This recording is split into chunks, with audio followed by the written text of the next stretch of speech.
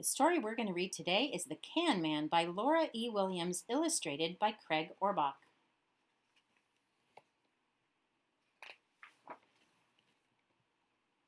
The homeless man slowly pushed his battered shopping cart down the sidewalk. At the corner trash barrel, he stopped and poked through the garbage with a long stick.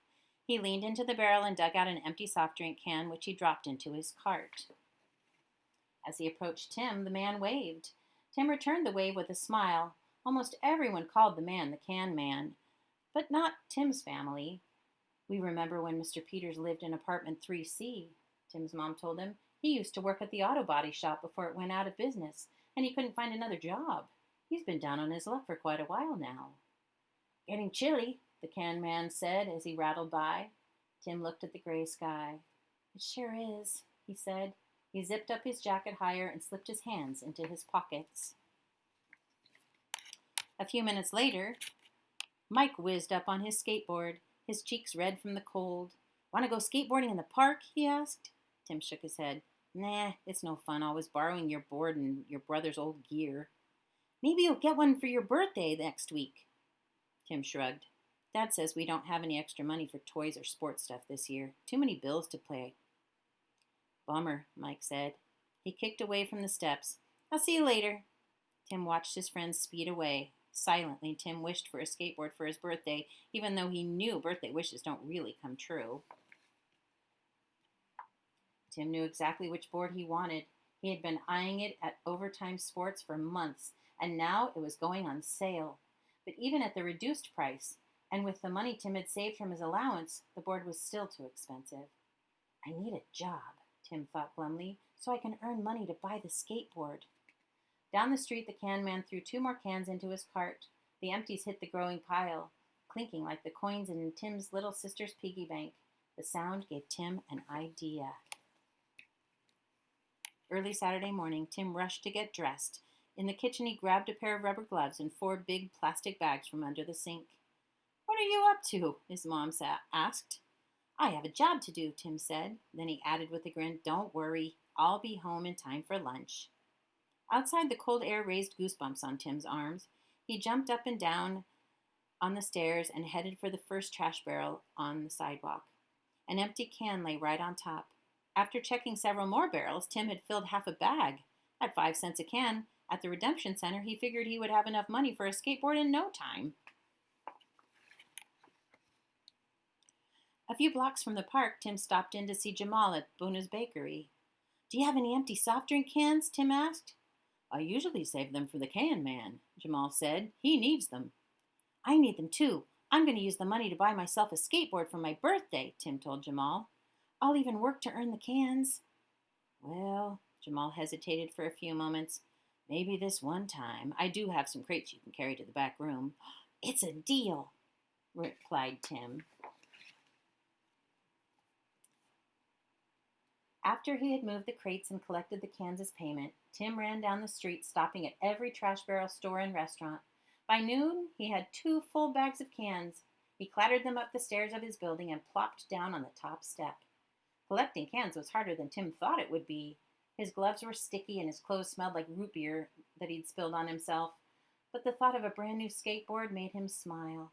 Very soon he'd have one of his own. No more borrowing Mike's board. "What do you have there?" Tim's mom asked when he dragged the bags into the kitchen. "They're full of cans for recycling. I'm earning money for a skateboard." "Doesn't Mr. Peters usually collect the cans around here?" his mom asked. Tim nodded uneasily. "Yeah, but I'm only going to take them until my birthday."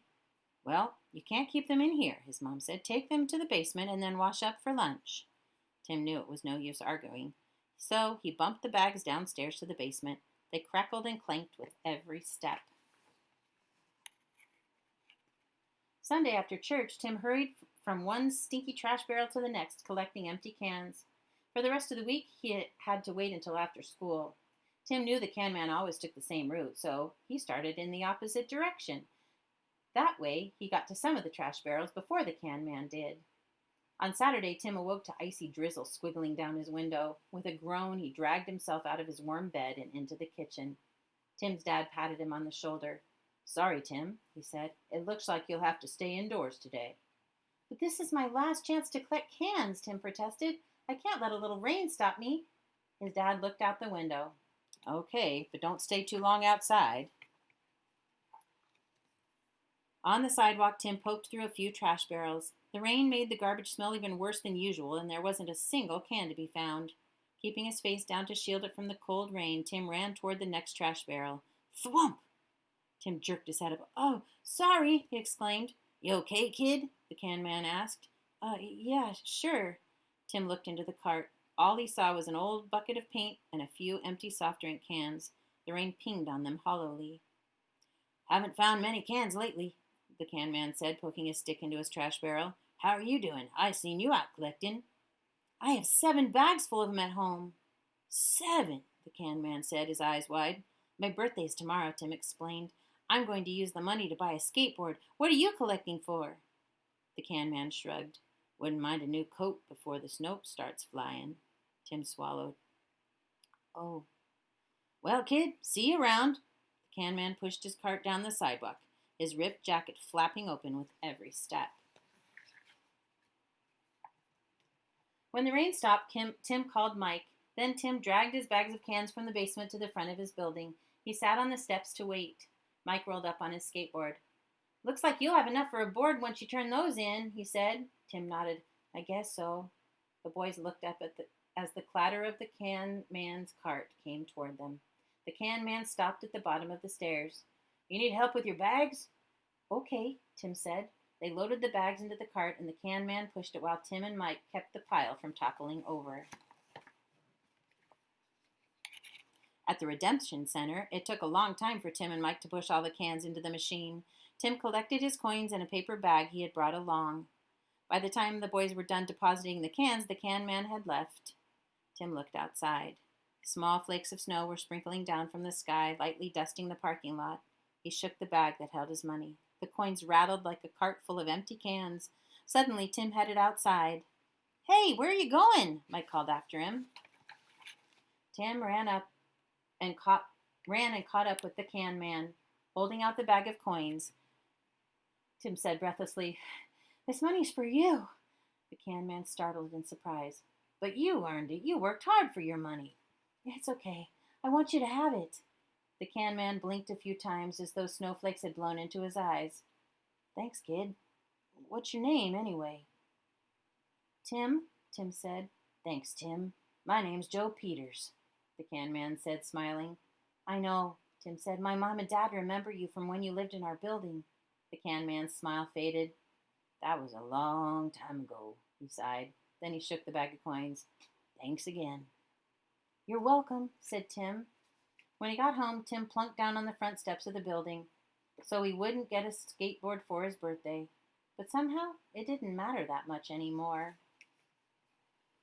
The next day, wearing new birthday jeans, Tim wandered outside to wait for Mike. On the top step, Tim's foot bumped into a large plastic bag. It was tied closed with a long string attached to an empty root beer can. Tim lightly kicked the bag. Something was in it. He untied the string and peeked inside. A skateboard. He gasped. Tim slowly ran his hands over the painted wood and spun the wheels. The skateboard wasn't new, but it was fixed up with a fresh coat of paint and oiled wheels. It even had his name painted neatly across the bottom.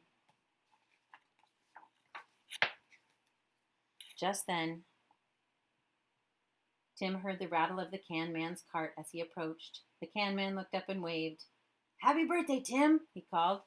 Grinning, Tim waved back with his new skateboard. Thanks, Mr. Peters. Thanks a lot. The end.